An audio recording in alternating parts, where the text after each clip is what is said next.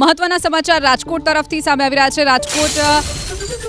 રાજકોટ મહાનગરપાલિકામાં ભાજપનો ભગવો લહેરાયો છે। રાજકોટ મહાનગરપાલિકામાં ભાજપનો ભગવો લહેરાયો છે। 72 માંથી 65 બેઠક પર ભાજપની જીત થઈ છે। રાજકોટ મનપામાં 72 માંથી 65 બેઠક પર ભાજપે જીત મેળવી છે। રાજકોટ મનપામાં કોંગ્રેસની 7 બેઠક ઉપર જીત થઈ છે, તો કોંગ્રેસે પણ ખાતું ખોલાવ્યું છે। રાજકોટ મનપામાં 2021 કરતા કોંગ્રેસનું આ વખતે પ્રદર્શન સુધર્યું છે। સતત રાજકોટનું પ્રદર્શન સુધરી રહ્યું છે। વધુ વિગતો સાથે સંવાદદાતા પરાક્રમસિંહ આપણી સાથે જોડાઈ ગયા છે। પરાક્રમ, ભાજપનો ગઢ રાજકોટ મનાય છે અને આ વખતે પણ ક્યાંક એવું જ ચિત્ર સામે આવી રહ્યું છે, પરંતુ કોંગ્રેસનું પણ પ્રદર્શન ગત ટર્મ કરતા આ વખતે સુધરી રહ્યું છે। પરાક્રમ,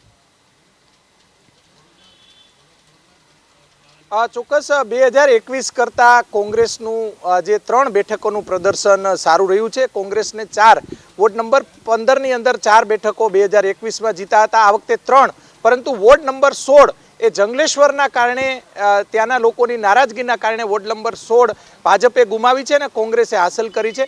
કુલ 7 બેઠકો પર કોંગ્રેસની જીત થઈ છે, બાકીની 65 બેઠકો જે ભાજપની જંગી જીત થઈ છે।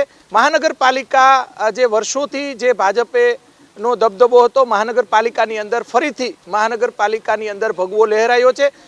બીજી તરફ વાત કરવામાં આવે તો સૌથી મોટો અપસેટ વોર્ડ નંબર 15ની અંદર વસરામ સાગઠિયા છે, તેમની જે હાર થઈ છે। બાકીના 3 ઉમેદવાર વોર્ડ નંબર 15ની અંદર બાકીના 3 ઉમેદવાર છે કોંગ્રેસના, તેમની જીત થઈ છે। સૌથી મોટો અપસેટ જ્યારે નિયમ મુજબ જ્યારે જનરલ બેઠક પરથી જ્યારે પુરુષ ઉમેદવાર તરીકે એસસીના વસરામભાઈ સાગઠિયા ત્યાંથી ચૂંટણી લડતા હતા, નિયમ મુજબ જે ઓબીસી અને અન્ય મતદારો જે છે તેમના જે મતોની સરસાઈ જોવામાં આવી અને નિયમ મુજબ વસરામભાઈ સાગઠિયા હારી ગયા। તેમની સામે નિલેશભાઈ હેરપા ઓબીસીના ઉમેદવાર છે, તે જીતી ગયા છે।